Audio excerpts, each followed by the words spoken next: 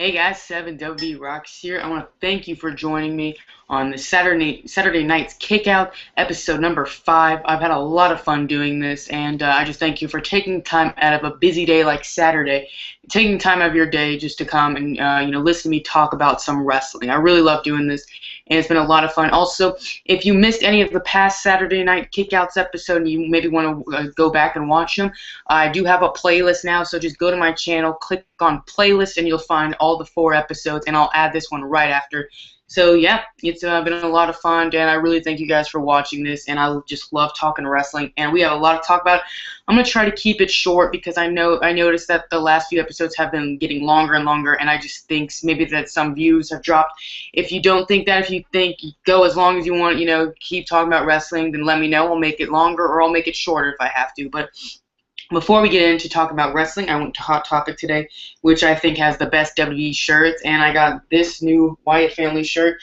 It's nothing too big. There's nothing on the back either, but it's just the symbol of the lantern and I don't even know, like some bird thing, and it just looks cool. I just think it's gonna be a cool shirt to wear, and so yeah, I just wanted to show you guys that, and let's get right into it. Saturday night's Kickout number 5, titled "A Cheating Goat" and SummerSlam Preview.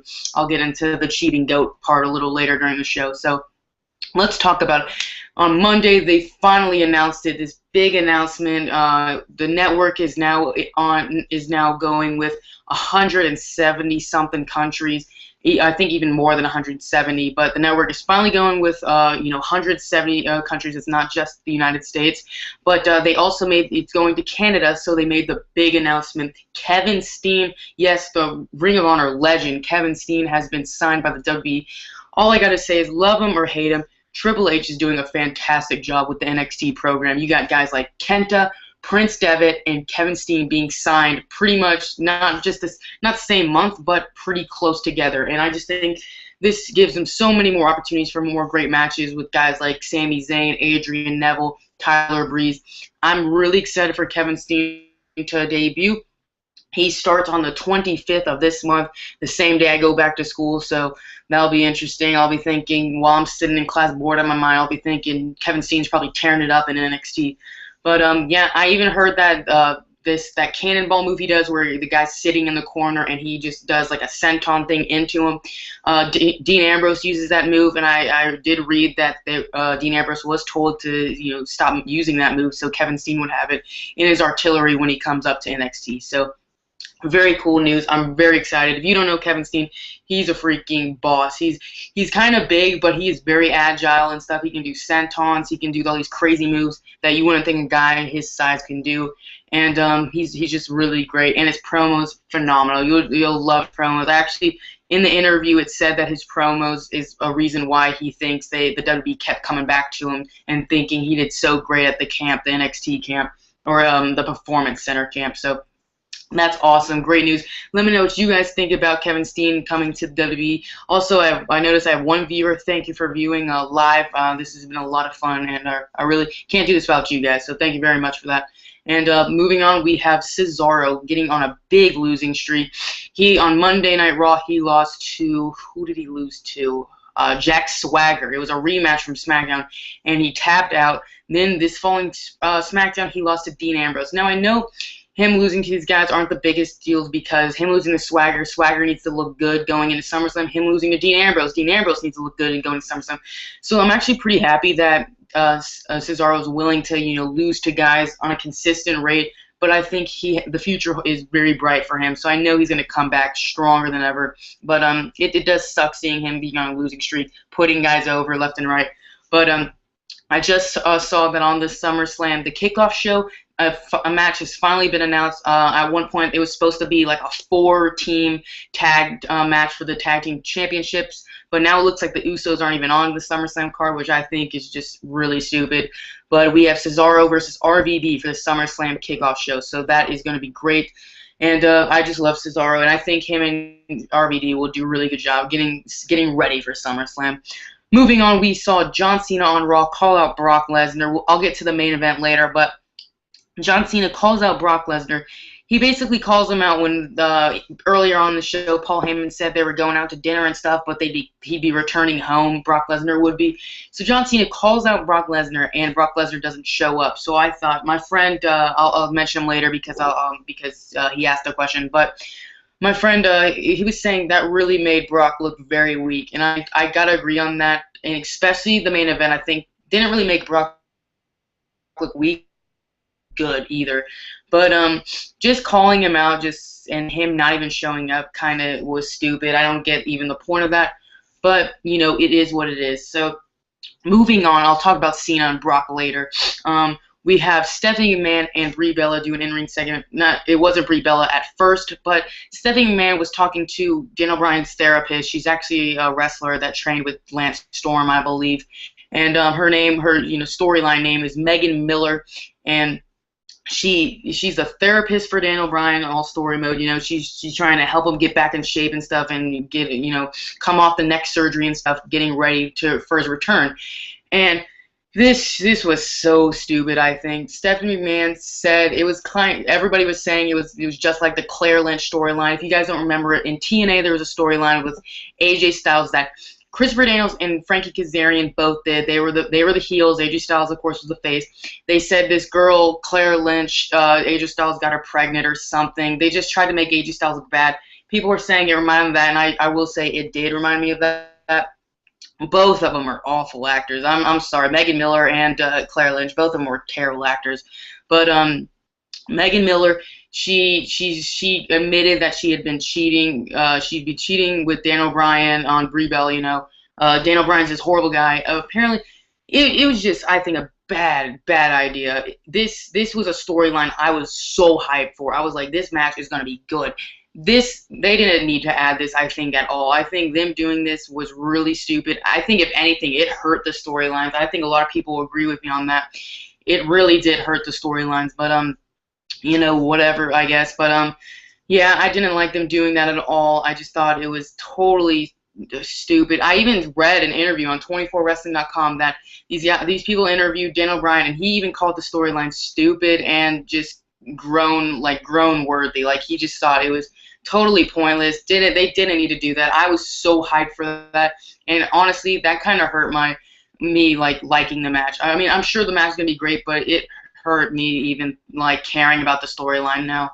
I didn't think they needed to do it, but I guess the WWE feels like they need to go in this direction.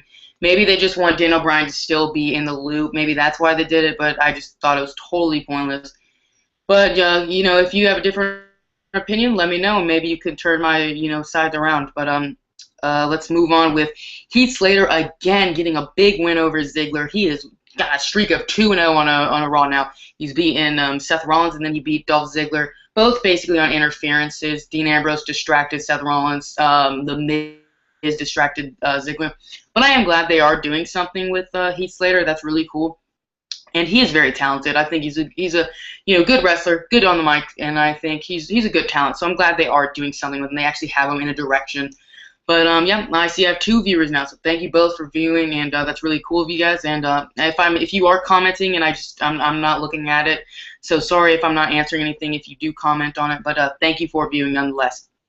Moving on, we saw Hogan's birthday party. Wow, what a celebration! I actually read that Hulk Hogan, he was told that Mean Gene would be in the ring with them, and they would show his video package, and that was it. And he had the idea that nobody was going to come out, like Roddy Piper, Mr. Wonderful, Ric Flair, Kevin Nash, Scott Hall, all those people. That was awesome. I actually read that Hulk Hogan at WrestleMania 30, he didn't even know The Rock and Stone Cold were going to show up, so I think that's awesome. But it's just cool to just know that Vince McMahon and Hogan have such a good relationship that Vince McMahon can send him out and send out Stone Cold and Rock without even telling Hogan, so I think that's pretty cool. But the birthday bash was awesome. I think it really helped out that Raw. A lot of people said it was kind of a boring Raw, but that really helped out, and that's great.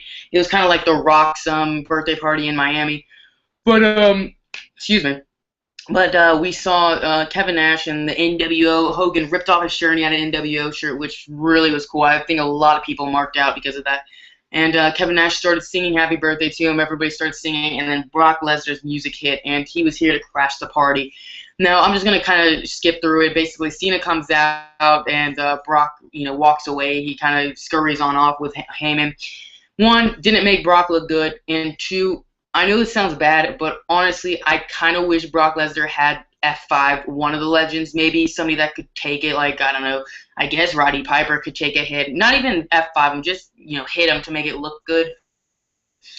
He should have done something with the legends. I just think it was kind of pointless for him to come out, stare at everybody. It was cool that he stared at Roddy Piper and all of them and, like, pushed them aside and stuff.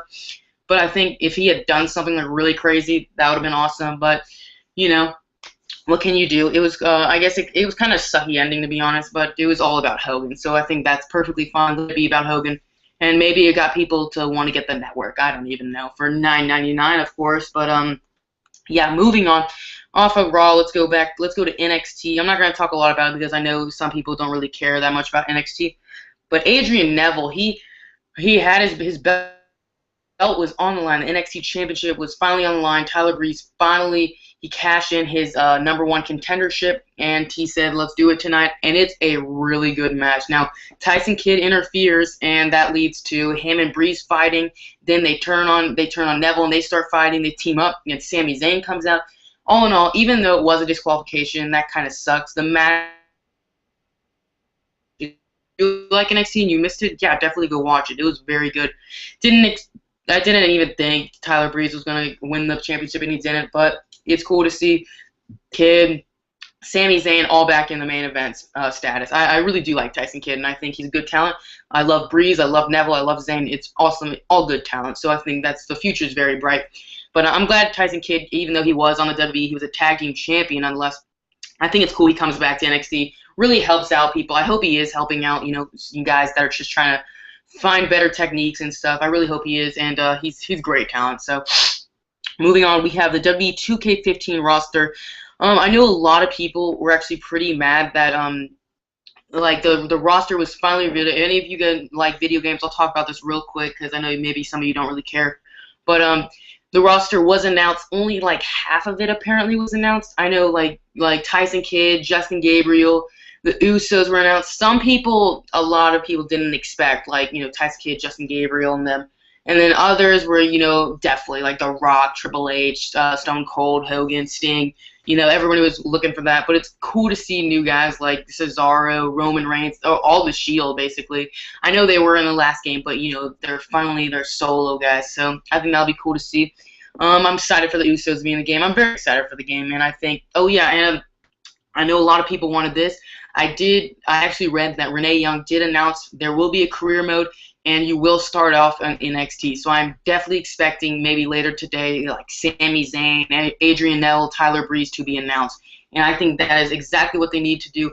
Apparently, it might only be for the Xbox One and PS4, so that sucks because I have an Xbox 360. But, yeah, I really want to play that career mode, and I really hope, like, everyone gets Sami Zayn and Adrian Neville and all those people. But, yeah, moving on. Let's go on to TNA Impact Wrestling. Before I talk about this big announcement by TNA, I'm going to first talk about Davey Richards. Apparently, he tweeted out sorry to the two next cities they were going to be in. He said, sorry, I broke my leg tonight at the main event, and I will be out for a bit. Now, saying you'll be out for a bit, that guy is a freaking boss. He says he's going to be out to like 4 to 6 weeks with a broken leg. If I ever was wrestling and I broke my leg, I'd say, thank you, my career is over. God bless. Davey Richards is a boss. I'm gonna miss seeing him in the ring, but I think this will be a time for Eddie Edwards to really shine, be that solo guy. But yeah, I'm definitely gonna miss Davey Richards in the ring, and I wish him a speedy recovery. Hope he gets well very soon. He's great talent, and one day I think he will be TNA World Heavyweight Champion without a doubt. Now, moving on, we have TNA Impact. There was this rumor that SmackDown was actually moving to Thursday nights, and apparently it's gonna happen eventually. But yeah, so they will move to Thursday nights, which means TNA would have to go head-to-head with SmackDown, which apparently they don't want to do. And so that led to TNA moving. They announced it next week. Yes, TNA will be on Wednesday nights from here on out. And that was a very good move, very smart. They are saying that it is because of Monday Night Football, and I get that. Yeah, you don't want to go up against Monday Night Football.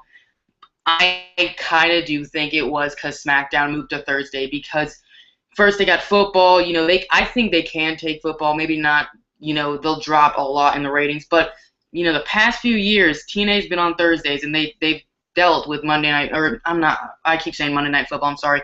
They've dealt with the NFL. So these past few years, they've been on Thursday nights with the NFL. So I don't think it's that big of a it definitely are taking hits in the ratings. But I honestly think once knowing that SmackDown might move to Thursdays, they had to get out of there, and I think that's a smart move, really good thing by TNA. And I'm excited for a new night. That means wrestling every night of the week. We have Monday Night Raw, Tuesday main event, Wednesday TNA, Thursday NXT, and Friday SmackDown. So that'll be really great. I really like that. Who doesn't want more wrestling every night of the week? And something my parents really are looking forward to. Just kidding. But moving on, let's get right into basically reviewing. Low-Key won this, elimination, scramble X Division match. Low-Key is the #1 contender for the X Division Championship against Samoa Joe next week. That will be a great match. They have a lot of history. I was kind of hoping Homicide would win. I was hoping it would be Homicide versus Samoa Joe. But, you can't always get what you want. But, EC3, Rockstar Spud, and Rhino were arrested after they wanted Bully Ray to be fired for putting Dixie Carter through a table. It was a all right segment, but I thought them getting arrested was kind of stupid. It was a funny moment, but I just thought it was kind of just wasting time, to be honest. But yeah, it'll be cool to see them back, I guess, because I am a huge fan of EC3 and Spud and Rhino, of course. But yeah, I think it was just to kill some time, to be honest.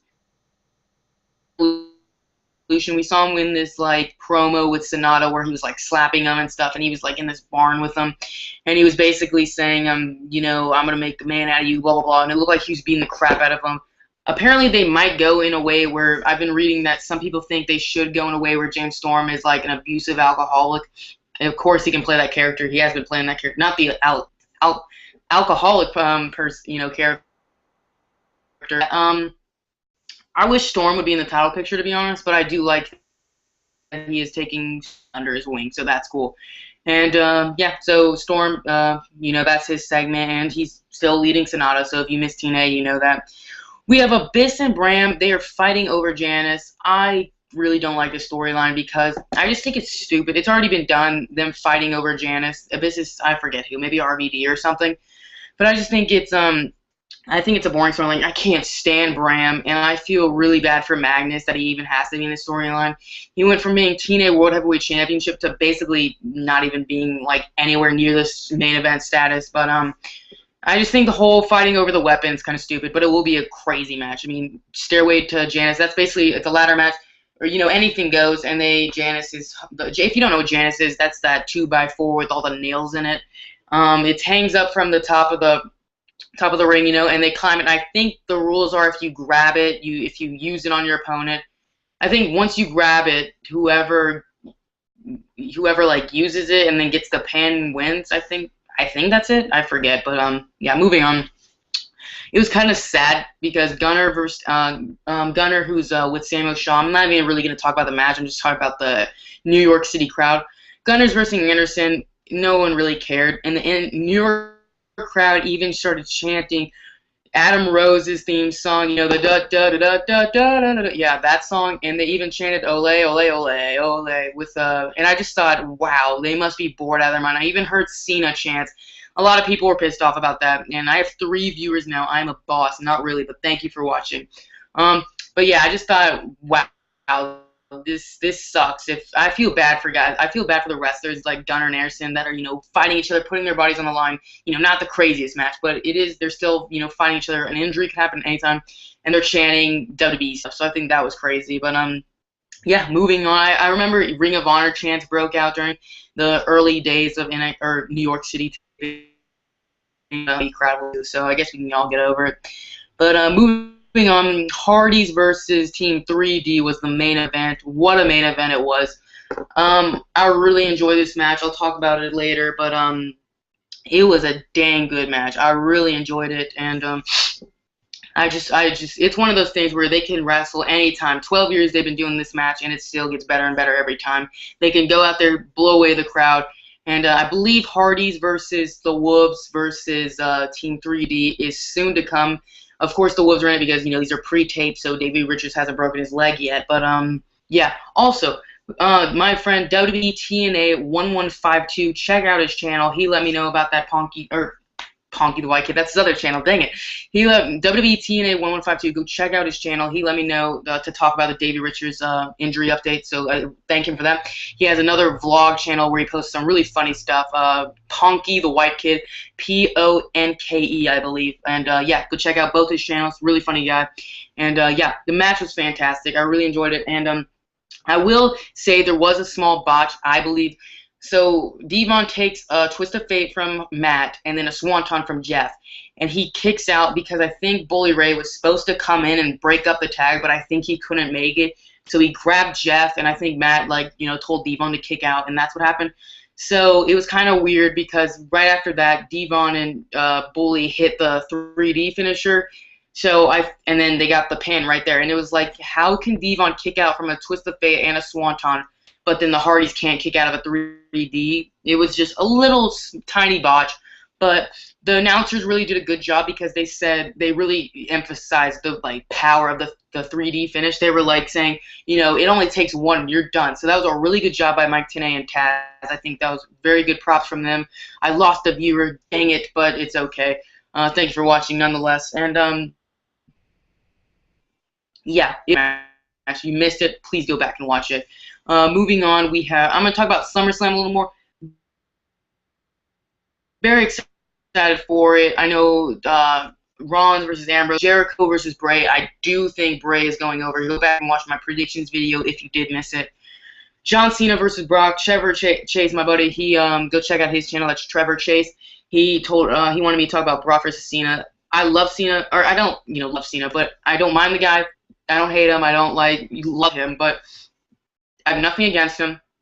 But I do want Brock to freaking destroy Cena. I want Brock to walk out with the championship. I know a lot of people thinking Rollins is going to cash in. I do think Brock's going to win the championship, and that's it. I think he's going to walk out, and there you have it. And he'll carry the belt till maybe Mania, have Reigns drop it, have Reigns pick it up, or something maybe Cesaro. Who knows? But I'm looking very forward to SummerSlam. It's going to be a great event. I'll be tweeting during it the entire pay-per-view. Hopefully the network works better for me. Last pay-per-view, oh my gosh, it was unbelievable. I'm not trying to complain or anything, but it kept lagging, it kept messing up, it skipped through matches and stuff, so that kind of stuff. It was delayed. I would be looking on Twitter and seeing the finishes of the matches, people talking about, oh, I can't believe the Usos won, I can't believe Jericho won, and I'd still be midway in the match, so that kind of sucked. But hopefully it works out better for me. But match of the week, we're gonna have to give it to Team 3D versus the Hardy Boys easily. I'm sure Cena versus Brock or something will be next week's, but yeah, match of the week easily Team 3D versus the Hardys. I think TNA has picked up match of the week for me, in my opinion. Since I started doing this, I think it picked up 4 times maybe. I think the only time a WWE one was when it was a pay-per-view. I think Money in the Bank, I believe. But yeah, and the kick-out segment where I talk about all this negativity in wrestling world. I want to talk about what made this week so great. So starting now, Kevin Steen signing with WWE is awesome. I freaking love Kevin Steen. You had a great match like Hardys versus Team 3D. It's one of those. I said it before. It's one of those things they could wrestle anytime, any year, and it's still awesome. So that's awesome. You have SummerSlam to look forward to, which I'm sure will be a great pay-per-view. Who knows? Maybe even Sting will debut with him being at SummerSlam at the panel. Who knows? Maybe he could freaking show up, something crazy. And yeah, I love this wrestling league. It was really good. I think Raw could have been a lot better. NXT was great. Impact was great. I didn't watch SmackDown. I do apologize, but yeah, I think we're moving on up in the wrestling shows and everything. We have a new night for wrestling. Wednesday nights, finally hump days are finally better. Maybe it's gonna help you get through the week. I think that's what wrestling should be. Help you get through weeks. Help you get through hard days. And I love it, man. I really do. I love wrestling, and I'm very passionate about it. So Sorry, I'm pretty sure I did go a lot longer than I wanted to, but I just love talking wrestling. So thank you for the two people that sticked around. Thank you for that third that was started watching. I really do appreciate it. And I had a lot of fun doing this. And remember, if you have anything, maybe if you follow me on Twitter at 7WRocks, my exact YouTube name. If you think, oh, this would be awesome for him to talk about, or we could talk about it and stuff. Send me a tweet, send me a message, comment down below, and say, Daniel, I want you. That's my name, Daniel. I want you to talk about this, certain things, and maybe even critique me. Maybe you could hit on a little better about this. Maybe you could, shut up about this. I mean, I can take it. Don't be too rude, but yeah, I can take it. So, thank you for watching. I have a lot of fun doing this. I love wrestling. Like, comment, subscribe, all the good stuff. Enjoy SummerSlam. Enjoy the rest of your weekend, and one more week of rest, one more week of school for me, and I'm at 176 subscribers. Do I think I'm going to hit 24 subscribers in a week? No, but I just love doing this, and you guys have really made my summer a lot better, so thank you for watching. Like, comment, subscribe, follow me on Twitter at 7WRocks, and as always, have a nice day. Thank you, guys.